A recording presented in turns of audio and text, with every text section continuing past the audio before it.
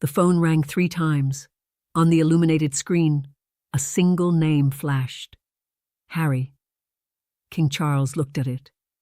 He looked at it for a moment that no one can truly measure, because no one else was in that room. It was a silent moment that had been building for years, a moment that had survived the sting of the Oprah interview, the betrayal of the multi-million-dollar Netflix series, and the humiliating pages of a memoir sold across the globe, broadcasting the most intimate secrets of a family for profit. It was a moment that arrived only after years of unanswered calls, canceled meetings, and palace doors closing with a quiet, devastating softness. That softness is always worse than a slammed door, isn't it? Because a slammed door implies anger. It implies passion. A softly closed door simply means the decision has been made with cold, unshakable clarity. Charles did not answer. He let it ring. He let it go to voicemail. And then he slipped the phone back into his pocket with the deliberate, heavy gesture of a man who has spent a very long time rehearsing that exact movement, finally finding the strength to do it without his hand trembling. My dears, this is exactly what is unfolding this very week between King Charles and his youngest son, Harry. You will not see an official statement from the press office. There will be no grand theatrical declaration from Buckingham Palace.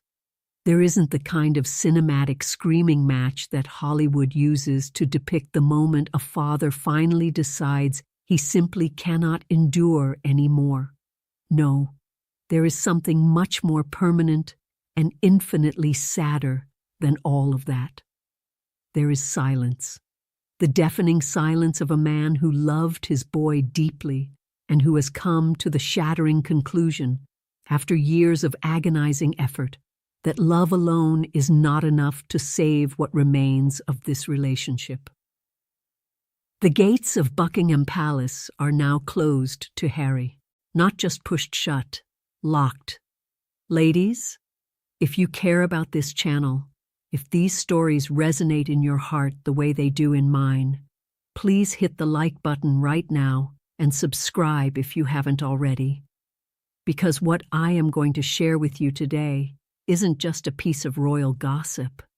It is a profound story about what happens when a father is forced to choose between his unconditional love for a child and the survival of his life's work, his legacy, and his family. And that, my friends, is a story we all understand in one way or another.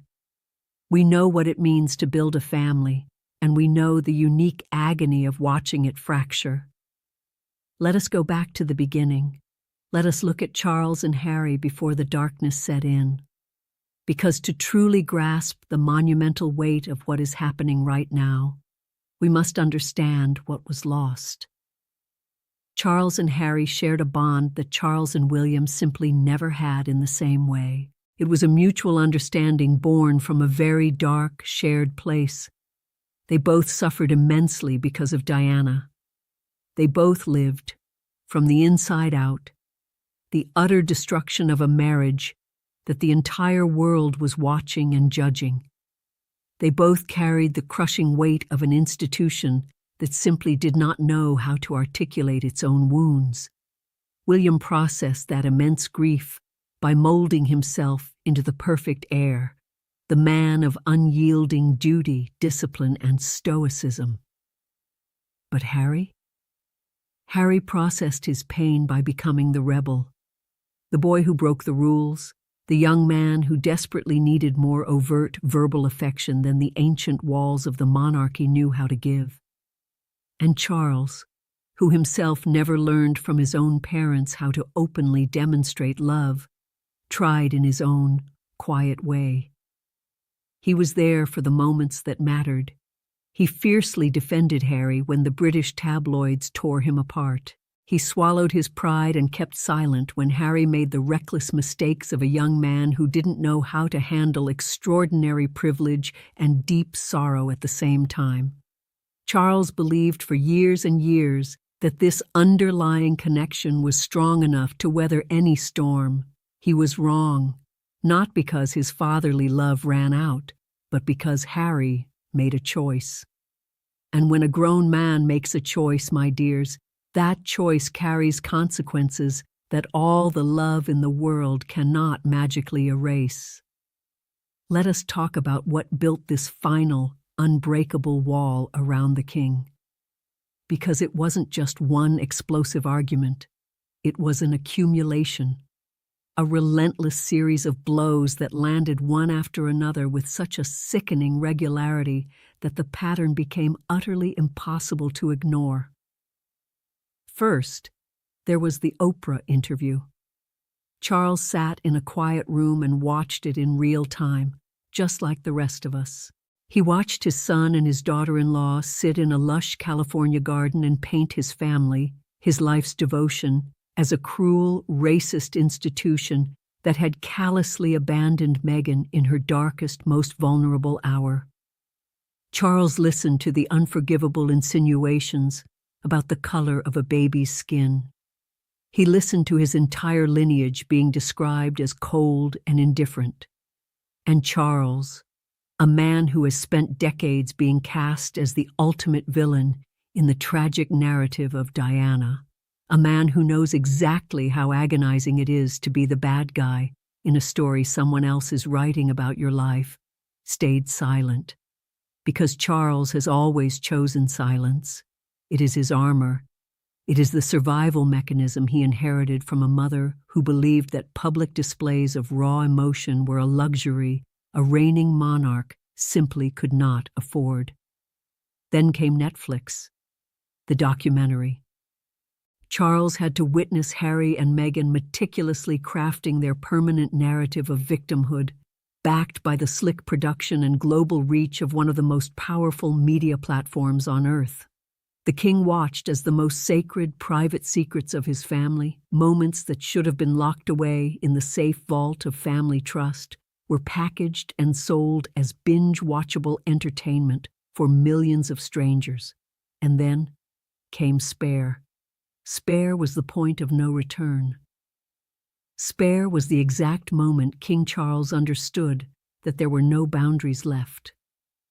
That Harry was entirely willing to reproduce verbatim private conversations, to expose the most deeply personal moments of grief, to describe his own brother and father with a level of intimate cruelty that is only possible when someone has actively decided the institution must be burned to the ground. Or, perhaps more tragically, when someone needs money so desperately that they are willing to sell their soul to get it.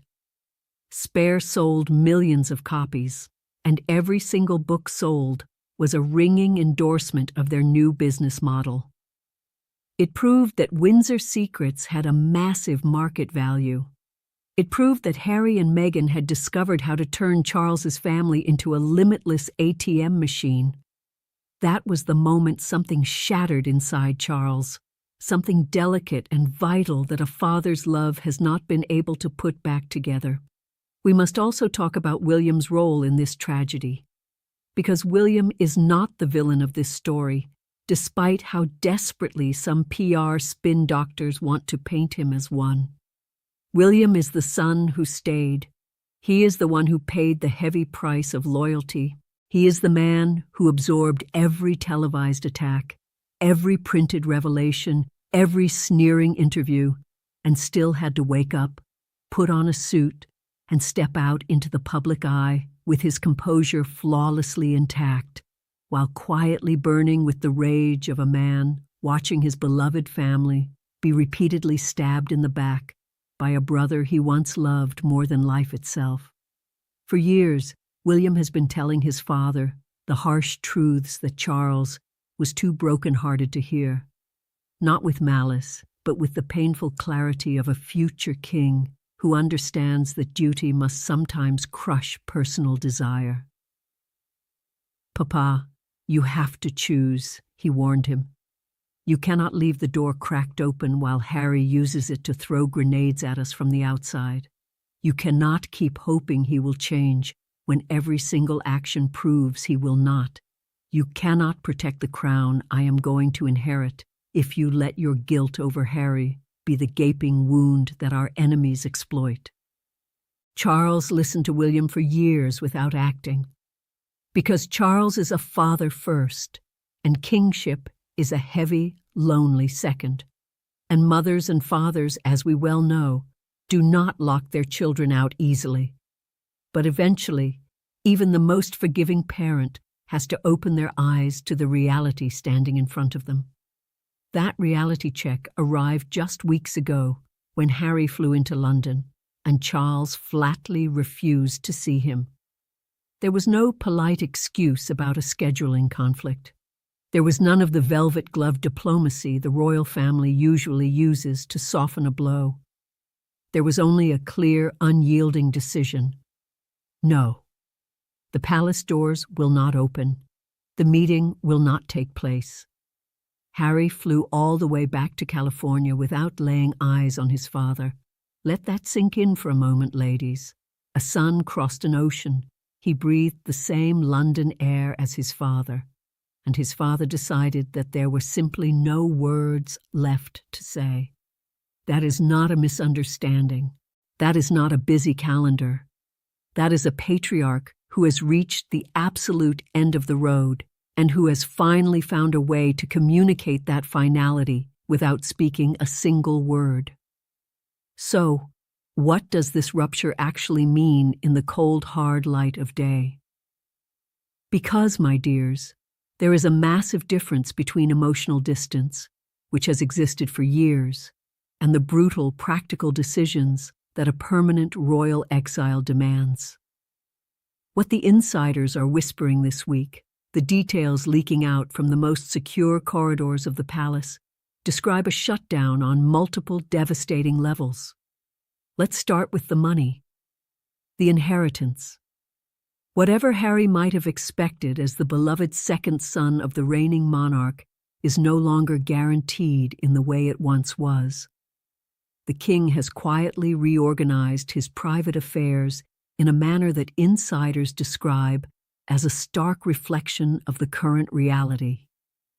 There is no grand public announcement about disinheritance, of course. That isn't how the firm operates. But those who know the situation from the inside say that Harry is fully aware that the royal vault has been sealed shut. Then there are the titles. The agonizing question of whether Archie and Lilibet will retain their royal status as prince and princess has been one of the most visible, bitter tensions of the last few years. The word circulating this week suggests that Charles has finally taken a definitive stance on this point as well. A stance that I assure you does not favor the Sussex's brand in California. And then we come to the security. Harry has spent years fighting bitter, expensive legal battles for the right to have state-funded police protection whenever he graces the United Kingdom with his presence. Those battles have been long, humiliating, and largely fruitless. But now, the palace's position in those negotiations has hardened to a point of absolute frost. They have made it nearly impossible for any satisfactory agreement to be reached for Harry. Finally, there is the door. The literal physical door to the palace. The informal drop-ins, the phone calls that were once answered even with a sigh. The bare minimum gestures that kept the fragile fiction of a united family alive. Those are gone. Charles has made his choice. And now, ladies, comes the part of this story that I desperately need you to understand.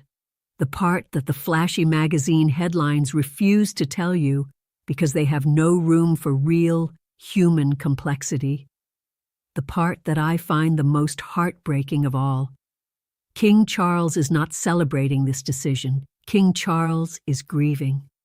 Because a father who locks the door on his own son does not do it with a sigh of relief. He does it carrying the crushing weight of everything he tried to fix and couldn't. He does it with the haunting memory of a little boy walking behind his mother's coffin in the glaring public eye. A boy who spent years searching his father's face for an affection Charles simply didn't know how to give. He does it with the agonizing awareness that his own past mistakes, his own historic failings as a husband and a father, helped dig the chasm that has now swallowed their relationship whole. Charles is not an innocent victim in this tragedy. No one in this family is. There were years when Charles could have and should have done things differently. There are choices he made and choices he cowardly avoided that contributed to Harry feeling isolated, wounded, and desperate enough to seek validation in Hollywood contracts rather than in his own home. That is the truth, and we must be honest about it. But it is equally true that there comes a point in life where a grown man's responsibility for his own actions can no longer be blamed on his childhood. Harry is 40 years old. Harry made deliberate choices. Harry chose which family secrets to sell, which explosive narratives to broadcast, and which lucrative contracts to sign. And those choices have absolute, undeniable consequences that Charles can no longer absorb. And that brings us, inevitably, to Meghan. Because Meghan is at the dead center of this storm, even if her name isn't splashed across every single headline today. Now listen to me carefully. I am not going to sit here and paint her as some cartoon monster. She isn't. She is a fiercely intelligent, incredibly driven woman who entered an ancient institution that treated her with suspicion. She experienced real moments of coldness, and she found an exit strategy that granted her absolute financial independence and global media relevance. All of that is real. But this is also real. Meghan understood, faster than anyone else, that the Windsor name had an extraordinary market value. She saw that stories about this family, told from the inside, were worth hundreds of millions of dollars. And she saw that Harry, with his blind loyalty to her and his boiling, unresolved rage toward his family, was the perfect vehicle to cash in on that value. Did she calculate this master plan from day one? I don't know. Perhaps not. Perhaps it was an opportunity she simply capitalized on as the doors of corporate America swung open with every new royal complaint. But what I do know, without a shadow of a doubt, is that at no point during the process that led Harry to write Spare, to sit down with Oprah, or to sign with Netflix, is there any evidence that Meghan hit the brakes. At no point did she say, "Darling, this is going too far. We are destroying your father." At no point did she place the spiritual well-being of Harry's relationship with his family above the financial and narrative interests they were building in Montecito. And that, ultimately, is what King Charles saw. He didn't just see the drama. He saw the pattern, the relentless, exhausting momentum of a machine that only ever moved in one direction: more distance, more revelations, more money. There is a limit to what a father can endure watching that happen, and King Charles has finally reached it. What happens next is shrouded in uncertainty. Harry might attempt a desperate reconciliation. There could be secret intermediaries, hushed conversations, and desperate gestures hidden from the media's prying eyes. The royal family is, after all, masterful at managing their deepest conflicts behind a veil of utter discretion. But what the insiders are insisting this week, with a consistency that chills the blood, is that this time is different. That Charles has made a decision born not of fleeting anger, but of years of quiet despair. That William stands behind this decision, not as a manipulator, but as a son who proved his loyalty when loyalty actually cost something. And that Meghan and Harry, sitting in the California sun, are finally waking up to the terrifying reality that the Windsor well has completely run dry. They can no longer exploit a family that has ceased to acknowledge their existence. The door is locked, and this time they threw away the key. Now, my dear friends, I turn to you. because this story leaves me wrestling with two questions that simply will not leave my mind, and I need your wisdom. First question: did King Charles do the right thing by finally closing that door? Or should a father never, ever turn his back on his son, no matter the cost, no matter the betrayal? Second question: is Meghan Markle the primary architect of this tragic rupture? Or did Harry make his own choices as a grown man and now must face the bitter consequences without looking for a scapegoat? Go to the comments right now and tell me what you think. I read every single one of your thoughts, and I value your life experience on these matters more than anything.